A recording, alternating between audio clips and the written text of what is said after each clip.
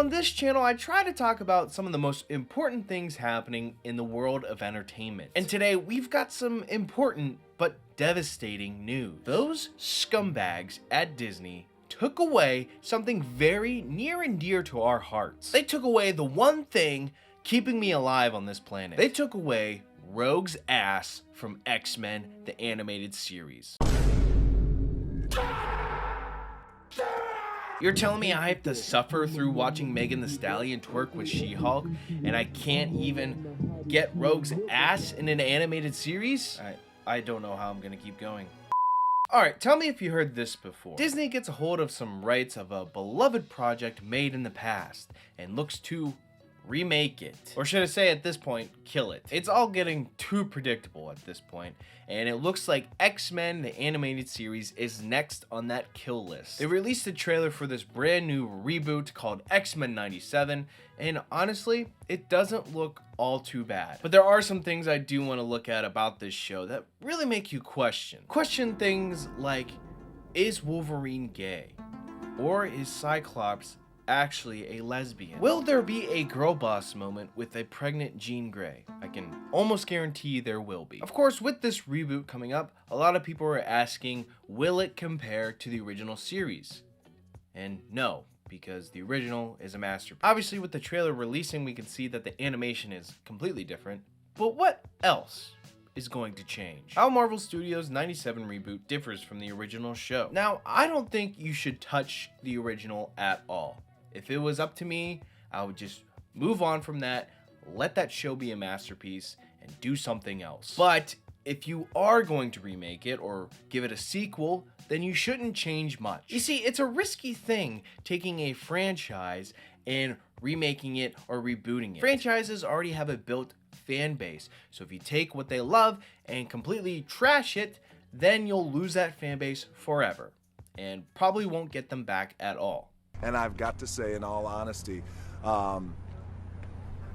it's the biggest piece of dog shit. So hopefully, they don't change much at all. When asked how X-Men 97 may improve upon or differ from the original series, DeMeo noted that the world is a very different place than when that show was first made in the 1990s. X-Men stories often reflect real-world social issues dealing with themes like race and diversity. DeMeo's comments indicate that X-Men 97 will now offer a reflection of modern society in the 2020s instead of how it was in the 90s. Oh, you gotta be shitting me with this shit. If it's not going to be from the 90s, then why call it X-Men 97? Call it something, I don't know, X-Men 24? Hell, if it's gonna be a reflection of the modern society, why not call it X-Men and X-Women?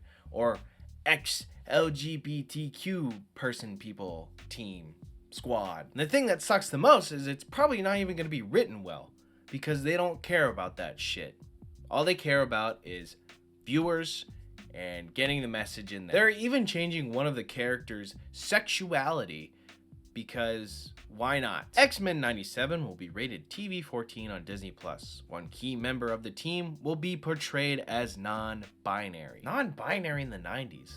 Was that even a thing back then? The character in question here is Morph, who morphs into males and females, which I guess makes him non-binary now. According to the publication, X-Men 97 will feature a lighter take on the character, who's non-binary and has an interesting buddy relationship with Wolverine. So Wolverine is gay. I knew it. Morph wasn't portrayed in this manner in X-Men the animated series or in the comics, so it appears to be a shakeup made to further increase the revival's level of diversity. So if Morph was in the original series, what pronouns did they use for him? Morph, no, come back! Let him go, Wolverine. Morph may be afraid of what he would do if he stays with us. He must learn to deal with what he has become. Whoa, Beast.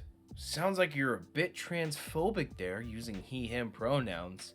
How dare you not know that in 20 years from now, you will be using he, they, she, z's, pronouns, you bigot. So if Morph's non-binary, because he, transforms, he transforms into males and females, does that make Mystique non-binary too? So are we basing our sexuality off our mutant powers, or do our mutant powers define our sexuality? You know what? They should have a whole episode based off this question. I think people would absolutely love it. But this is where the show dies, right? When the showrunner wants to showcase all the diversity in these characters instead of the good stories they could tell in the show. Like, that's how you know the show is going to be ass. They want to distract you from the terrible plot lines or the terrible dialogue. No, don't look at that. Look at our gay non-binary character. I'll give our show a 10 out of 10, you bigot. When doing some research more into this matter, I think I figured out why the showrunner DeMeo was highlighting the diversity in the show. Back in May of 2023, he actually got called out by the woke mob on Twitter. X-Men 90 show showrunner leaves Twitter after Sunspot whitewashing controversy. You see, you make one mistake with these people, and they will just throw you to the curb. The leak that DeMeo mentioned in his statement concerns the Twitter account X-Men Update, which posted on May 28th that Brazilian actor Rui Agasti would voice Roberto da Costa, Sunspot, in X-Men 97. Some fans immediately began to voice their displeasure at the casting, remarking that Marvel was once again whitewashing the fan favorite X-Men character. DeMeo, who we should note is a POC creative, was also accused of being a race traitor, promoting him to begin responding to replies on the initial tweet, which seemingly heightened the controversy and eventually led to DeMeo deciding to leave Twitter for the time being. So, correct me if I'm wrong, because I've been wrong before, so please help me out. How is this whitewashing? Whoa, controversial, I know. First off, it's a voice. Second off, the character from the comics, and according to the Marvel database, Roberto da Costa is the son of Afro-Brazilian millionaire Emmanuel da Costa and his American wife Nina, an archaeologist. The actor who they hired is a Brazilian actor. So, what I'm getting at is the people who are upset because this actor isn't black enough? Is he too white for the role? I'm confused. Someone please explain this to me.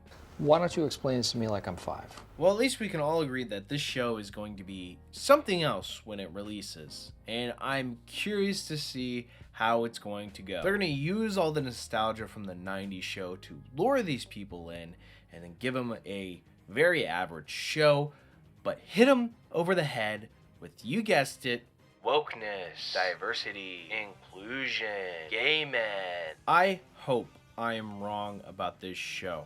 I hope it comes out and all the episodes are great. It's fantastic.